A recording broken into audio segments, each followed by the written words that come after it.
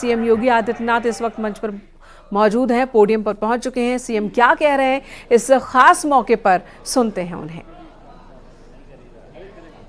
राधे राधे,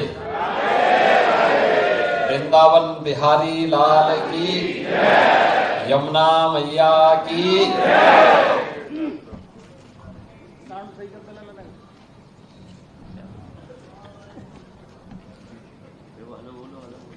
श्री कृष्ण जन्माष्टमी और नंदोत्सव के एक दिन पूर्व आज आयोजित यहां की विकास की तमाम परियोजनाओं के साथ ही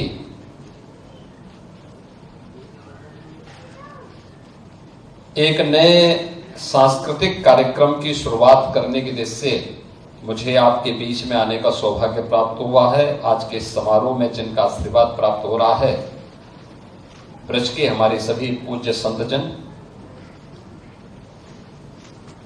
उत्तर प्रदेश सरकार में मंत्रिमंडल के मेरे सभी सहयोगी, चौधरी लक्ष्मी नारायण जी, पर्यटन एवं संस्कृति मंत्री श्री जयवीर सिंह जी, यहां के प्रभारी मंत्री और प्रदेश के बेसिक शिक्षा विभाग के मंत्री श्री संदीप सिंह जी, यहां के लोकप्रिय सांसद और जिनका भी कुछ ही देर में फिर से आप मंचन देखेंगे, ऐसे श्रीमती हेमा मालिनी जी, माननीय सांसद राज्यसभा चौधरी तेजवीर सिंह जी, महापौर श्री विनोद अग्रवाल जी, यहां के स्थानीय लोकप्रिय विधायक और प्रदेश सरकार के पूर्व मंत्री पंडित श्रीकांत शर्मा जी, माननीय विधायक बलदेव श्री पूरण प्रकाश जी, माननीय विधायक गोवर्धन श्री मेघश्याम सिंह जी, माननीय विधायक माठ श्री राजेश चौधरी जी, विधान परिषद के माननीय सदस्य श्री ओम प्रकाश सिंह जी, चौधरी योगेश सिंह जी, जिला पंचायत अध्यक्ष श्री किशन चौधरी जी, ब्रज तीर्थ विकास परिषद के उपाध्यक्ष श्री शैलजाकांत मिश्र जी, उत्तर प्रदेश बाल अधिकार संरक्षण आयोग के अध्यक्ष डॉक्टर देवेंद्र कुमार शर्मा जी, भारतीय जनता पार्टी के हमारे जिला के अध्यक्ष श्री निर्भय पांडे जी, महानगर अध्यक्ष श्री घनश्याम लोधी जी, क्षेत्रीय महामंत्री श्री नागेंद्र सिकरवार जी, भुवन भूषण कमल जी, आज के इस भव्य आयोजन में यहां पर उपस्थित ब्रज क्षेत्र के मेरे सभी उपस्थित बहन और भाइयों, मैं सबसे पहले आप सबको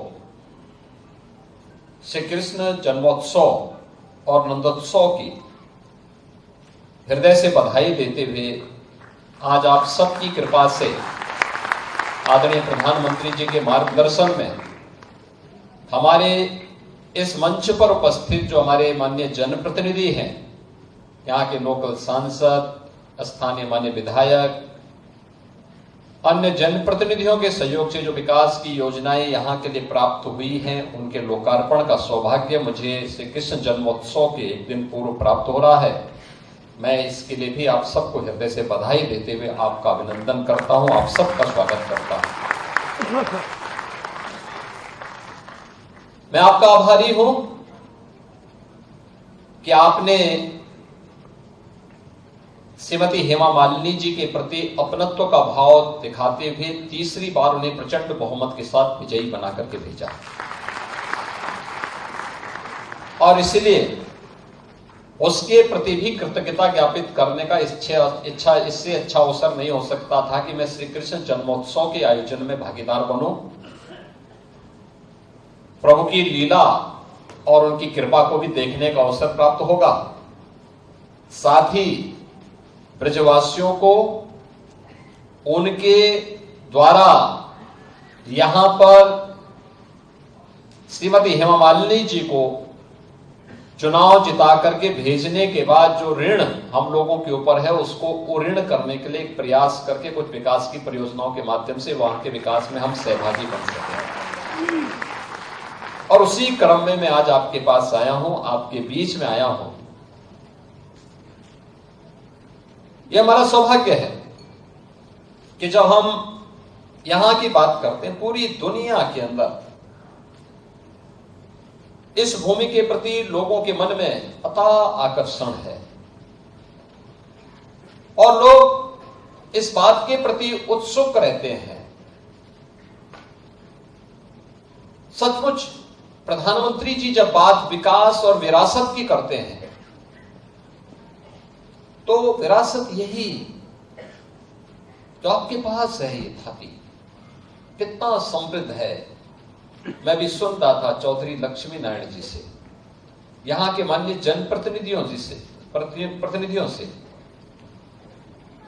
और मुझे प्रसन्नता है कि यहां के पूज्य संतों के साथ ब्रज तीर्थ विकास परिषद ने और यहां के जनप्रतिनिधियों ने इस बात का उल्लेख किया है कि भगवान श्री कृष्ण का 5251वां जन्मोत्सव का ये आयोजन इस बार इस भूमि में इस आयोजन के साथ हम जोड़ने जा रहे हैं। आप सोचो, दुनिया के अंदर कोई देश ऐसा है, कोई मत मजहब संप्रदाय ऐसा है जो ये कह सकता हो कि उनकी उत्पत्ति भी इतनी पुरानी हुई हो?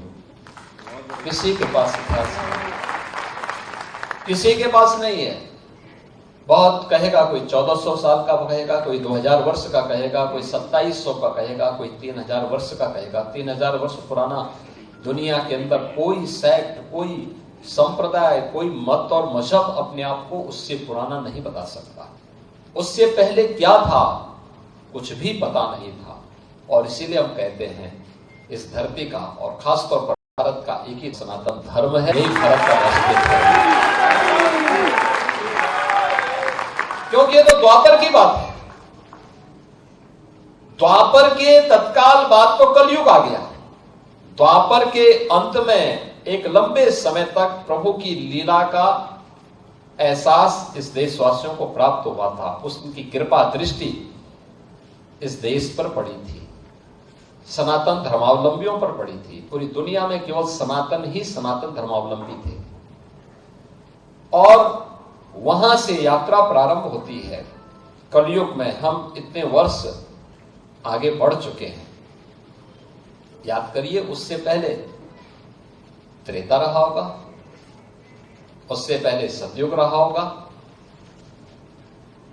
एक लंबा इतिहास, एक लंबी थाती विरासत हमारे पास, जिसको हमारे पूज्य संतों ने, इनकी विरासत ने संभाल करके रखा है। और आज भी अपने धार्मिक आयोजनों के माध्यम से, इस प्रकार के आयोजनों के माध्यम से, इस विरासत के संरक्षण के लिए, कथा वार्ता के माध्यम से, भोजपत्रों के माध्यम से, पांडुलिपियों के माध्यम से, गुरु शिष्य की परंपरा के माध्यम से उसके संरक्षण का काम किया गया। और उसी विरासत का हिस्सा बनने के लिए, उसके साथ विकास की पुट जोड़ने के लिए हम लोग आज यहां पर एकत्र हुए हैं। और मैं धन्यवाद दूंगा यहां के जनप्रतिनिधियों को, ब्रज तीर्थ विकास परिषद को, और खास तौर पर यहां के माननीय विधायक और यहां के माननीय सांसद दोनों को, जिन्होंने यहां पर यहां के सांस्कृतिक कार्यक्रमों के मंचन के लिए 5 जन्य प्रेक्षागृह दिया है। कितना भव्य प्रेक्षागृह हमारे मथुरा वृंदावन को प्राप्त हो गया है, कितना भव्य मिल गया है। लगभग 1000 दर्शक एक साथ यहां पर आ जाएंगे। और उसमें भी आपने देखा है यहां पे कि इसमें पहला मंचन होने जा रहा है भारत की कला जगत की एक प्रख्यात अदाकार और आपकी सांसद श्रीमती हेमा मालिनी जी का। वे मंच पर आई है, मैं उनका आभारी हूं कि वह अपनी पूरी साज सज्जा के साथ ही यहां पर मंच पर आ गए, अन्यथा वो कार्यक्रम में आती। और आप ब्रजवासी इस बात के लिए सौभाग्यशाली हैं कि उनके मंचन के लिए, उनकी फिल्मों को देखने के लिए आप पहले यहां से आगरा और पता नहीं कहां कहां जाते रहे होंगे। आज वे यहां पे फ्री में मंचन के माध्यम से कला के महत्व के बारे में आपको बता रही है। उसके प्रति समर्पण का भाव, यहां के विकास के प्रति उनका समर्पण का भाव। क्योंकि मुझे याद है जब वह पहली बार यहां से सांसद बनी, मैं भौचक था। मैं संसद में भी सांसद था तब। सबसे पहला मुद्दा हेमा जी ने उठाया था संसद में। उन्होंने कहा था, क्या यमुना मैया को शुद्ध होने का अधिकार नहीं है? देश की संसद में उन्होंने मुद्दा उठाया। विकास के लिए यहां के 84 कोसी परिक्रमा को बनना चाहिए। वह यहां ब्रज क्षेत्र के भौतिक और आध्यात्मिक उन्नयन के लिए अत्यंत महत्वपूर्ण है। यहां के विकास के कार्यों में एक सकारात्मक योगदान, और वह लगातार आगे बढ़ा। आंतरिक साज सज्जा के लिए एक सकारात्मक योगदान। यहां के विधायक पंडित श्रीकांत शर्मा जी ने यहां की आंतरिक व्यवस्था को, यहां के माननीय जनप्रतिनिधियों ने किस रूप में यह मथुरा वृंदावन नगर निगम बनना चाहिए, फिर तीर्थ क्षेत्र घोषित होने चाहिए, फिर यहां की मर्यादा और यहां की आध्यात्मिक परंपरा के अनुसार हम उन कार्यक्रमों को आगे बढ़ा सकें। आज ये धीरे धीरे मूर्त रूप लेता जा रहा है। और आज यहीं पर ही प्रख्यात भजन गायिका सुश्री पद्मिनी कोल्हापुरी के एक एल्बम को भी यहाँ पे शुभारंभ करने का अवसर इस 5 जन्य प्रेक्षागृह में मिला है। मैं उनको, पद्मिनी जी को भी, उनकी पूरी टीम को भी इसके लिए हृदय से बधाई देता हूं, अपनी शुभकामनाएं देता हूं। बहनों और भाइयों, आज 1037 करोड़ रुपए की परियोजनाओं का यहाँ पे लोकार्पण और शिलान्यास हो रहा है। इन लोकार्पण और शिलान्यास के कार्यक्रमों के साथ ही यहाँ पर हम लोग इन सभी कार्यक्रमों को आगे बढ़ाने का काम कर रहे हैं। एक एक चीज आपको यहां की विरासत के साथ जुड़ करके देखने को मिल रही है। और कितना भव्य प्रेक्षागृह आपको मिल गया है। आपके कार्यक्रम यहां पे हो पाएंगे, हर प्रकार के आयोजन यहां पर हो पाएंगे।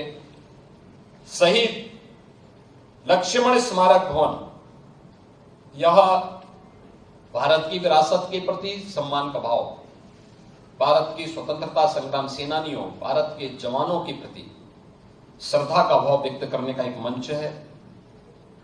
कुसुम सरोवर, इसे भी यहां पर आज पुनरुद्धार करके लाइट एंड साउंड कार्यक्रम के साथ इसको जोड़ने का काम, श्री राधा रानी मंदिर में बरसाना में अब रोपवे भी आज प्रारंभ हो गया है। हमें हमारे बुजुर्ग संत जो पहले पैदल ही चढ़ जाते थे, मैं आज पूज्य फुलडोल जी महाराज को देख रहा था। इस उम्र में भी मैं सचमुच उनका सम्मान करूंगा, उनको नमन करूंगा। इस उम्र में भी उनके मन में इच्छा शक्ति वही जज्बा। ठीक है, शरीर का उम्र के साथ ये भौतिक काया है, वह अपना एक समय तक साथ देता है, लेकिन जज्बा है। एक समय था संत पूरी परिक्रमा करते थे, कई बार वहां जाते थे, लेकिन समय के अनुरूप उस प्रकार की सुविधा देना यह स्थानीय प्रशासन और शासन की जिम्मेदारी बनती है। और आज पीपीपी मोड पर यह सुविधा बरसाना के लिए उपलब्ध हो चुकी है। यहां पर भी सुविधाएं होनी चाहिए। और मुझे लगता है विरासत के संरक्षण, उसकी आध्यात्मिक और सांस्कृतिक पहचान को बनाए रखते हुए उसको विकास की एक नए कलेवर के रूप में हमें प्रस्तुत करना, यह आज की आवश्यकता है। इसके साथ ही यहाँ पे गोवर्धन की तहसील भवन का भी लोकार्पण हो रहा है। वहां के माननीय विधायक जी को मैं हृदय से इसके लिए बधाई देता हूं। अन्य विकास से जुड़े हुए तमाम कार्य आज यहाँ पर हम लोग आज यहाँ पे आज उसका लोकार्पण कर रहे हैं। और विकास की भी तमाम योजनाओं का, जिसमें गोकुल बैराज की अपस्ट्रीम में जहां पर हम सब की आस्था और मान्यता है कि वासुदेव जी ने भगवान कृष्ण को गोकुल तक पहुंचाने का काम वहीं पे यमुना जी को पार किया था। वहीं वासुदेव वाटिका का निर्माण भी हम लोग करने जा रहे हैं और बड़ी यानी लगभग 45 करोड़ रुपए की लागत से उसकी एक बड़ी योजना हम लोगों ने तैयार की है। उसको आगे बढ़ाने के लिए एक पर्यटन जन सुविधा केंद्र बरसाना के लिए भी आज यहाँ पे स्वीकृत हुआ है। इसी प्रकार से और भी अन्य विकास की योजनाओं को लेकर के आज यहाँ पे कार्य प्रारंभ होने जा रहे हैं। बहनों और भाइयों, आज हम सब जब यहां पर आए हैं, मैं आप सबको इस बात के लिए आश्वस्त करने के लिए आया हूं कि ये जो डबल इंजन की सरकार है, ये आपकी आस्था का सम्मान करते हुए आपको विकास के पथ पर आगे बढ़ाना चाहती है। प्रधानमंत्री मोदी जी ने जो हम सबके सामने एक लक्ष्य तय किया है, 2047 तक भारत को विकसित भारत के रूप में स्थापित करना। लेकिन केवल विकसित भारत नहीं होगा, उसमें विरासत भी होगा और विकास भी होगा, दोनों का समन्वय होगा। गुलामी के अंशों को हमें सर्वथा समाप्त करना है और गुलामी के अंशों को समाप्त करते हुए हमें एक ऐसे नए भारत का, जो अपने विरासत पर भी गौरव की अनुभूति करता हो, विकास को उसके साथ जोड़ करके नए कलेवर के रूप में स्थापित करता हो। और श्री कृष्ण जन्माष्टमी इसी बात का संदेश हम सबको देता है। हमें वर्तमान की इन चुनौतियों को समझना पड़ेगा जो हम सबके सामने है, भारत के सामने है, सनातन धर्म के सामने। याद रखना, जो चुनौती सनातन धर्म के सामने है वही भारत की चुनौती है, और जो भारत की चुनौती है वही सनातन धर्म की चुनौती है। दोनों एक दूसरे से अपने आप को अलग नहीं कर सकते, कोई एक दूसरे से अलग नहीं कर सकता। और मैं तो आज पूज्य संतों का आह्वान करूंगा, इस समय है उनको स्वयं आगे आकर के पूरे समाज को एकजुट करने के सावधान के साथ आगे बढ़ना पड़ेगा। याद करिए, अगर हमने तनिक भी भूल की, इस समाज फिर से बटा और जो साजिशें हो रही हैं अगर वे सफल हुई तो बांग्लादेश के अंदर जो कुछ हो रहा है, हिंदुओं पर जो यातनाएं ढाई जा रही हैं, आप देख रहे होंगे किस प्रकार के अत्याचार हो रहे हैं, मंदिर तोड़े जा रहे हैं। हमारा मठ, हमारा मंदिर, हमारी उपासना विधि, हमारा शास्त्र, हमारे दर्शन, हमारी साधना पद्धति तभी संरक्षित हो पाएगी, तभी सुरक्षित हो पाएगी जब ये सनातन धर्म है और ये देश सुरक्षित है और बृहद हिंदू समाज सुरक्षित है। हमें इसके लिए कार्य करना होगा, लगातार कार्य करना होगा, प्रयास करना होगा, एक एक को जोड़ना पड़ेगा, एक एक को अपने साथ जोड़ना पड़ेगा।